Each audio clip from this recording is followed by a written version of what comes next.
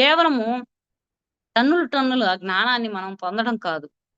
అంశైనా దాన్ని ఆచరించినప్పుడే దాని యొక్క ఫలితం ఉంటుంది అని గురువులు చెప్తూ ఉంటారు.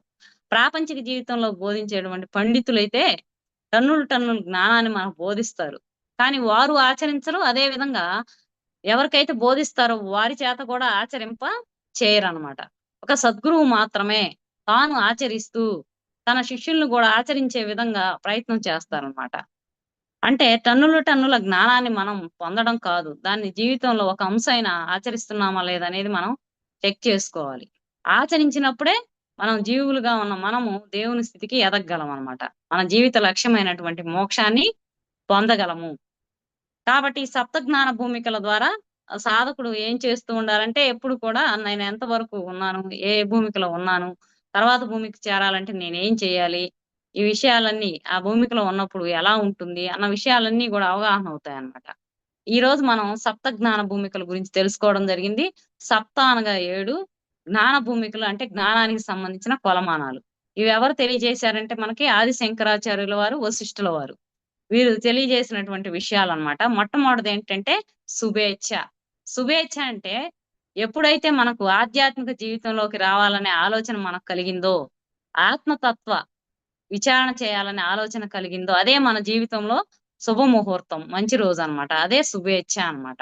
రెండవది విచారణ అన్నమాట. విచారణ అంటే ఏంటి? దేని గురించి విచారణ చేయాలి? మనం ఆత్మతత్వాన్ని గురించి విచారణ చేయాలి. అంటే శరీరం అంటే ఏంటి? మనసు అంటే ఏంటి? బుద్ధి అంటే ఏంటి? ఆత్మ అంటే ఏంటి? మనం ఎవరమి? మనం ఆత్మలమైన మనము ఈ ఆత్మ వల్లే మనం శక్తిని పొందుతున్నాము. ఈ ఆత్మకు మనం ప్రాధాన్యత ఇవ్వాలి. అన్న విషయాలు మనం ఈ భూమికలో మనం తెలుసుకుంటాం అన్నమాట. అంటే ఆ ప్రాపంచిక జీవితంలో ఉన్నప్పుడు శరీరం గొప్పదనుకున్నాము. దానికి ప్రాధాన్యత ఇచ్చాం. కానీ ఆధ్యాత్మిక జీవితంలోకొచ్చినాక ఎవరికి ప్రాధాన్యత ఇవ్వాలని తెలుసుకుంటాం మనం? ఆత్మకు ప్రాధాన్యత ఇవ్వాలి. ఆత్మకు సంబంధించిన విషయాలు, ఆత్మ జ్ఞానాన్ని పొందడానికి ప్రయత్నించాలి. ఇవన్నీ తెలుసుకుంటాం అన్నమాట విచారణ ద్వారా. అంటే మూడవదేంటి? తను, మానస. తను, మానస అంటే తనువంటే ఏంటి? మనసంటే ఏంటి? లోతులకి ఎళ్లి మనం అన్ని విషయాలు తెలుసుకుంటాం అన్నమాట. అశాశ్వతమైన వాటిని వదిలి శాశ్వతమైన ఆత్మని పట్టుకుంటాం. ఆత్మను పట్టుకోవడం అంటే శ్వాస మీద ధ్యాస ఉంచి ధ్యానం చేయటము. మన లోపలికి మనం ప్రయాణించడం. అంతర్ముఖులం అవుతాం అన్నమాట. తర్వాత సత్వాసక్తి.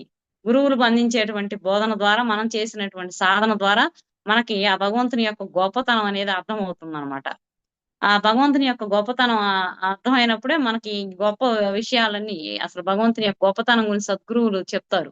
అవన్నీ విన్నప్పుడే మనకి సత్యం పట్ల ఆసక్తి కలుగుతుంది. సత్వాసక్తి అన్నమాట. ఇంకా ఇంకా సాధన పెంచుకుంటాం అన్నమాట. అసంసక్తి. ఎప్పుడైతే మనం సాధన తీవ్రతరం చేస్తామో, మనం సంపూర్ణమైన ఆనందాన్ని పొందుతాం. మన జీవితంలో ఎలాంటి కష్టాలొచ్చినప్పటికీ కూడా వాటికి చెలించమనమాట.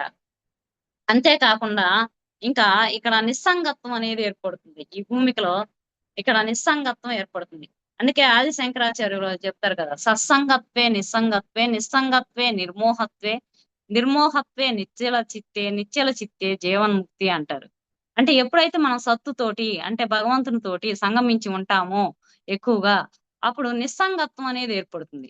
అంటే ప్రాపంచిక విషయాల పట్ల ఆసక్తి తగ్గిపోతుంది. మనం ప్రపంచంలో ఉంటాం కానీ మనతో మనమే ఉంటాం. అంటే ఎప్పుడు కూడా మనం ఆత్మతో రమిస్తాం. ఎప్పుడు కూడా ప్రాపంచిక విషయాలు వింటూ ఉంటాం కానీ, అవి వాటిని మన మనసులో వేసుకోం. చూస్తూ ఉంటాం గానీ, వాటిని మనసులో వేసుకోమనమాట. అంటే నిస్సంగత్వం అనేది ఏర్పడుతుందనమాట. ఎప్పుడైతే సత్వాసక్తి తర్వాత అసంసక్తి అంటే అదనమాట. ఎప్పుడు కూడా మనం దేహ విషయాల పట్ల ఆసక్తి అనేది ఉండదు. అదేవిధంగా ప్రాపంచిక విషయాల పట్ల ఆసక్తి ఉండదు. ఇంకా బాంధవ్యాల పట్ల ఆసక్తి కూడా తగ్గిపోతూ ఉంటుందనమాట. తర్వాత పదార్థ భావన. ఈ పదార్థ భావనలో ఏం జరుగుతుంది మనకి? సంపూర్ణమైన ఆనందాన్ని పొందడంతో పాటు సంపూర్ణమైన జ్ఞానాన్ని అంటే అనుభవపూర్వకంగా తెలుసుకుంటారన్నమాట సాధకులు. ఈ సృష్టిలోని కోటానుకోట్ల లోకాల యొక్క జ్ఞానాన్ని పొందుతాడు. అందువల్ల ఏంటంటే ఇక్కడ నేను అనే అహంకారం కానీ, నాది అనే మమకారం కానీ ఏది ఉండదనమాట. ఇవన్నీ కూడా అశాశ్వతమైనవి. ఇదంతా మాయ. ఇది కల లాంటిది. ఈ సృష్టి అంతా కూడా అన్నది తెలుస్తుంది. ఇంకా ఎప్పుడు తెలుస్తుంది? ఒక వ్యక్తి చనిపోయాక తెలుస్తదనమాట. నేను ఆత్మని అదంతా ఇప్పటి వరకు మాయలో ఉన్నాను ఆ విషయం. కానీ మనకి ఈ మార్గంలోకొచ్చాం కాబట్టి మనకిప్పుడే తెలిసిందనమాట. అప్పుడు ఎప్పుడు ఏం చేస్తాడు? ఎప్పుడు గూడా ఇక ఎప్పుడు ఆనంద స్థితిలో ఉంటాడనమాట దీనిలో. ఆ జ్ఞానాన్ని పొందుతాడు. అంతా ఒకటే అన్న భావనలో ఉంటాడు. లోక కళ్యాణకరమైన పనులు చేస్తూ ఉంటారు. అందరికి ఉపయోగపడుతూ ఉంటారనమాట. ఇక తుర్యాతీతం. తుర్యాతీతం అంటే ఎంతో ఉత్కృష్టమైన స్థితి. ఇంక భగవంతుని స్థితికి ఎదిగిన వారు. వీరికి అంతా గూడా జన్మనేది వీరికి ఉండదనమాట. వేయించిన విత్తనాలు లాంటి వారనమాట వీళ్ళు. వీరు ఎంతో పూర్ణ జ్ఞానాన్ని పొందిన వారనమాట. ఈరోజు నాకింత చక్కటి అవకాశాన్నిచ్చినందుకు ధన్యవాదాలు తెలుపుకుంటున్నాను.